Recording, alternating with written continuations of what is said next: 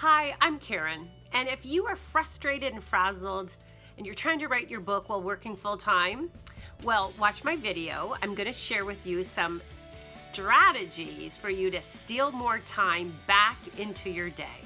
For the simplest and easiest way to write a book, subscribe to my channel and hit the bell, and you'll be notified every Wednesday when I launch a new video. If you feel paralyzed and you're almost ready to give up writing your book because you can't find any time, well, by the end of this video, you're gonna have 3 new strategies that will help you save some time, put time back into your busy day. And these are simple things that I've actually used with other clients of mine, and they've been super helpful, and I hope you find them helpful too. So strategy number 1 is all about simplifying your life. And what do I mean by that? I mean saying no. That's right, you heard it. Do you know that on average, by the time we're an adult, we've heard the word no about 100,000 times? So it kind of conditions us that, can't say no. And I think you find that a lot of times where you just can't say no to somebody. So we're gonna practice how to say no, simply by saying no, but thanks for asking. It's all in the delivery of how you say that phrase.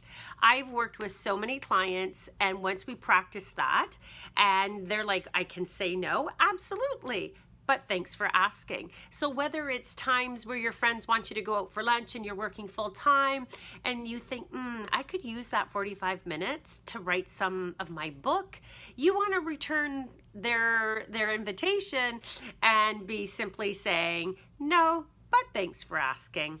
Strategy number 2 is all about tracking your time and to-do lists. So tracking your time is allowing you to see what you're spending your time actually doing. And it's very eye-opening to see where you're spending time and where you could probably save yourself a half hour here and there if you really look at the screen time you use with social media. So we want to track and see where we're spending our time. The other thing we want to look at is writing out some to-do lists, because we can get so busy during our week. A to-do list really keeps you on track. It then allows you to say, with every to-do you have listed, does that have to be done by me, or can it be done by someone else?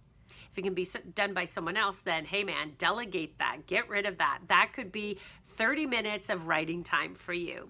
The other thing is, if it doesn't have to be done right now and this week, and it can get done next month, then that's great. Cross that off your list, and that could be another hour. Maybe it's 2 hours, but it's allowing you to look at all the tasks you have during the week, and there's lots. I know, I've been there. But once I started to really analyze, I'm thinking, oh, that doesn't really even need to be done by me.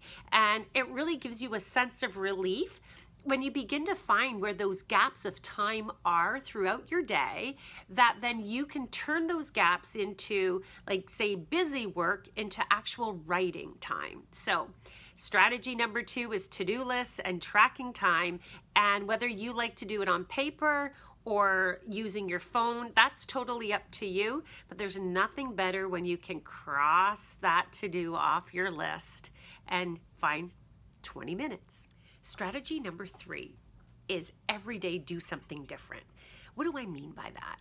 Well, when you're writing, sometimes we get so caught up in things. We don't change our environment that we're in, or we don't think about doing things differently. We kind of get into a pattern.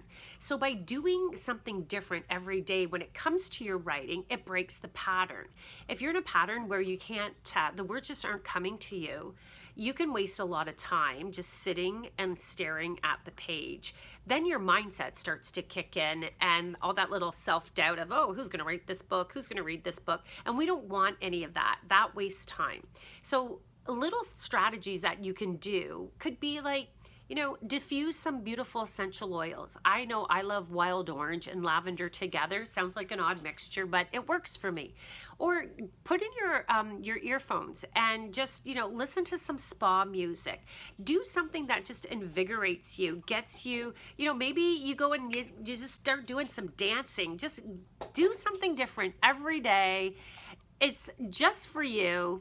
and it won't allow you to have boredom creep in, because boredom is a time waster. Now you know how to steal more time out of your busy week. I've created a real easy download for you. It's 2 pages. It'll talk about the other 2 strategies, and then beside each strategy, it does have an action plan to it. So if you want to be able to implement these strategies that we talked about right away, just get your free copy down below. I've shared my tips with you, not all of them, but just 5 to steal more time. But I'd love to hear from you. I'd love to know what kind of strategies you've used in the past or are currently using that have helped you save some time. Also, if you enjoyed this video and you want to share it with your friends, feel free to.